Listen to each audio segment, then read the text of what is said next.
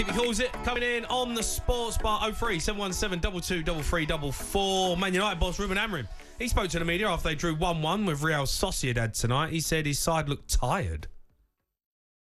After the goal, we were so near the second goal with transitions.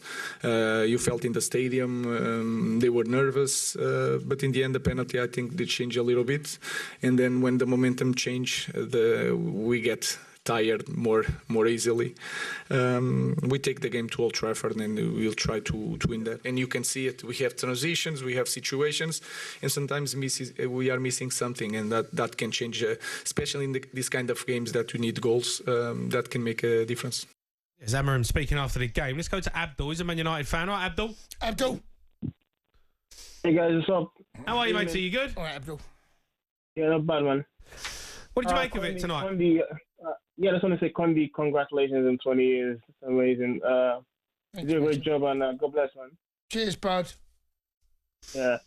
On the game, well, difficult because we have a terrible record against Spanish teams, so it was actually good to, not lose against Sociedad, who are actually having a great season themselves.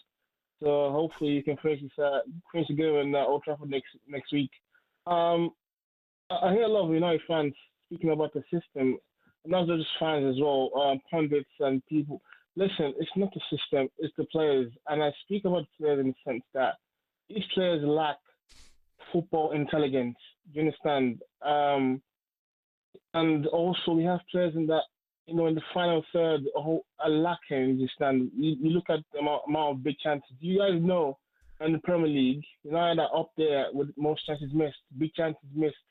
That's why you see Bruno Fernandes has created the most chances this season, and United haven't put the ball in the back of the net. So we're creating a lot of chances, want to put it in the way, and it's really frustrating the fans to see where so we are. So what are you saying? What are you saying? What's your point here? I'm saying that the quality of players we have isn't good enough, and so I'm tired of hearing people speak about the system.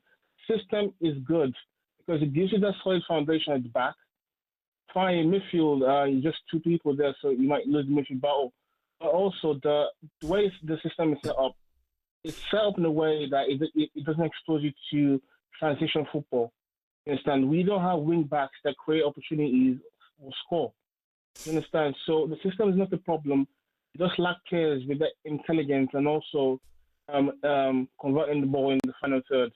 So that's my point. Mm. Okay. All right, Abdul, thanks for your call. Both can be true. I mean, you need certain players are better in certain systems, right? Yeah, of course they are. And the problem Amorim has got is that he doesn't have... We saw what he did against Manchester City, all right? The way that they sat and pounced. Yeah. And they were a counter-attacking team that night. We watched it, how they destroyed Manchester City. Yeah. He has come in and he must be so torn. He must be sitting there himself thinking, I know what they're saying, but here's my philosophy. Here's how I'm going to play. And they brought me here. This is how I play my system. There's a reason they brought me into this football club, because of what they've seen.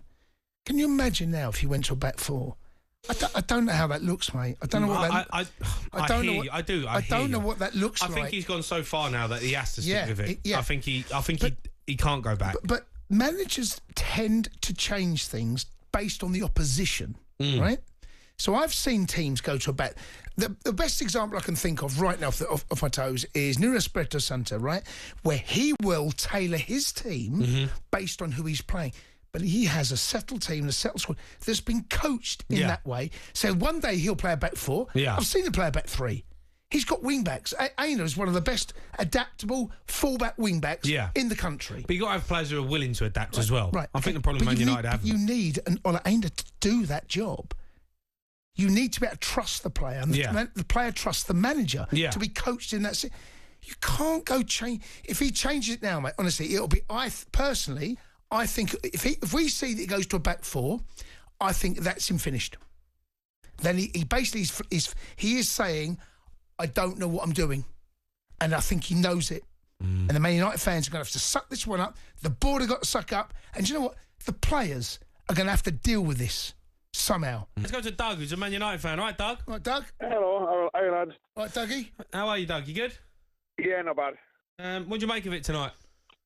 I didn't get to see it, but I heard on the radio about everyone saying about the formation of the back three. Mm-hmm. We were in 14th position when he sat Ten Hag playing a back four.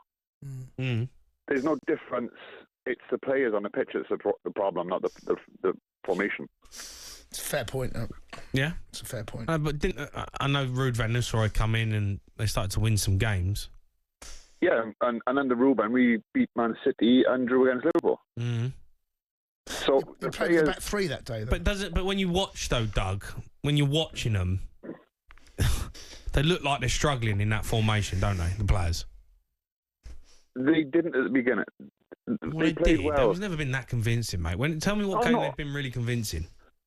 They were playing better when Ruben first came in. Like the Man City game, the Liverpool game, and then they wasn't convincing, but they were playing better. They play against Ipswich or Southampton, and they look at shambles.